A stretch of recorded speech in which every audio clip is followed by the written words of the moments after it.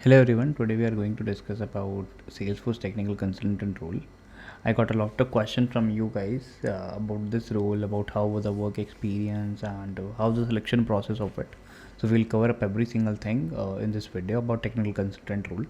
So this role is in Salesforce, which is basically denotes as a Salesforce developer of any other company or any other institution, and majorly it comes up with 3 to 4 years of experience. You need to have around 3 years of experience just to get shortlisted for this role, and need to have a decent knowledge of Salesforce development, majorly towards Apex, LWC, and all.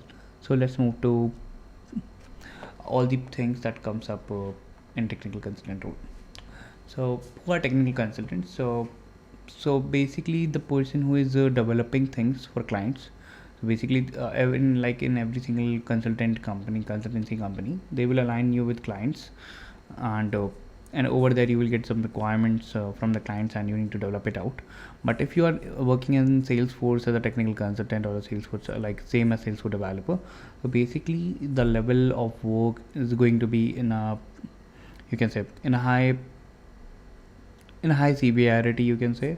like uh, it's very rare chance that you need to make sure that you are doing the things correctly, because Salesforce, you're directly working for Salesforce, there is no other consultancy in between. So it's need to be more sure, and you need to have a good knowledge whatever that you have developed. It need to be more expandable. It need to be something like that that can be expanded for multiple records or millions of records, so you can predict how you need to build solutions as a technical consultants. So if I talk about the best things about to working on this role is, first is that you are going to meet people like the architects and the senior technical consultant who have the best knowledges, and you'll gather a lot of knowledge from the people. And the second thing that you will get, according to me, is you will get a high level of project understanding. Not a high level, you can say, like you will going to work with millions of, or more than millions of number of records. So you'll get to see like how things works when we have a lot of number of records. Other than that, when you are working with Salesforce, you have more accesses and more network in terms of connecting with people about internal things, how things works internally. And other than that, you have all the perks that Salesforce gives about phones, and one of the best laptops and the screens and the headsets. Like they give to you every single thing that we have. And if you are a ranger, if you have multiple ranger stars, then you can also collect goodies from the Salesforce side. So there are a lot of things that Salesforce gives, also the wellness reimbursements. So there are a lot of things that comes up as a perk when you are working with Salesforce. So if I talk about the interview process, so it's aligned with 3 rounds. First is like a senior technical consultant person comes up, and he will ask you some basic questions about Salesforce development, about like basically about LWC, Apex, and the cloud that you have worked, and also will check your project understanding, whatever the project that you have worked in past. So he will check every single thing about your past, about developments. So he will check these part.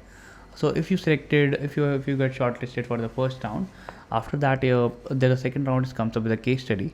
So over there a technical architect will take up this round, and over there he will ask you things about case study. So whatever the case studies that Salesforce gives to you to implement, so you need to either go for like they will ask you to implement some LWC, some Apex, and the architect will check your code, your code, like how you build it, and if the code is optimized, and if the number of records got increased, then how will you manage it out.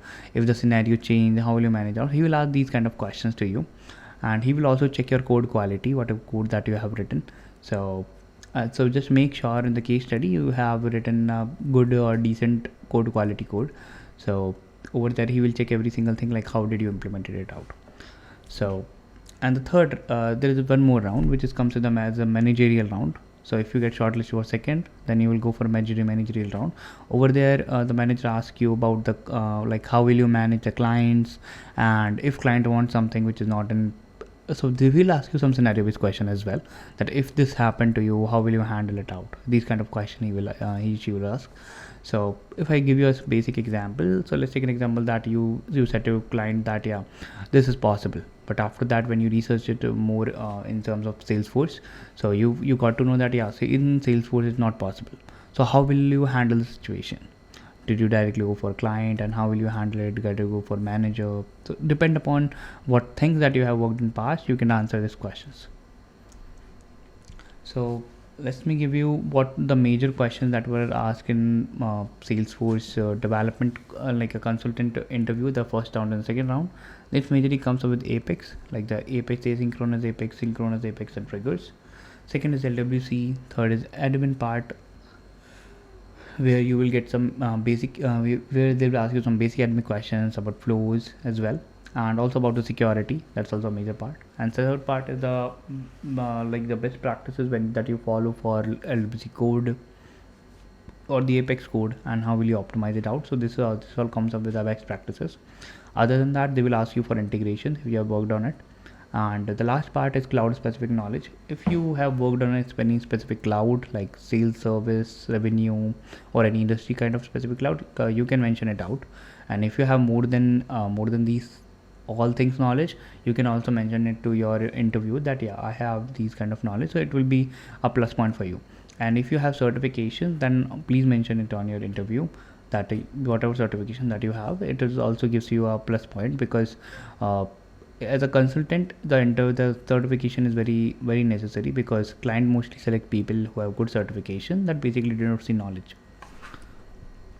So if I talk about the salary expectation on this role, so it's going to be more than 18 LPA, but I can't give you the exact expectation. But yeah, it's need to be, or when you get shortlisted and when you ask for any kind of compensation kind of stuff, it's going to be more than 18. So as per the market standard, sales will give you the best.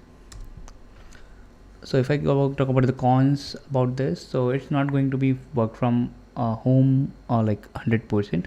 Sometimes you need to go to office. It's going to be a hybrid mode, and it could be dependent upon manager to manager. It could be a work from home for you, and you just need to come once a month.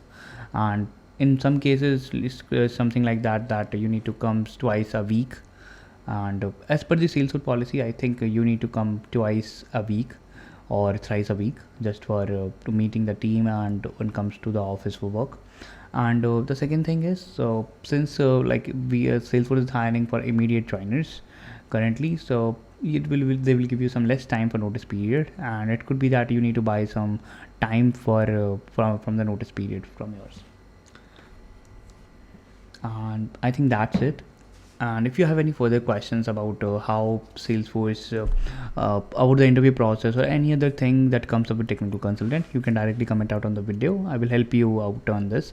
And if you have any other further suggestions for me about creating videos, just ping them on this video.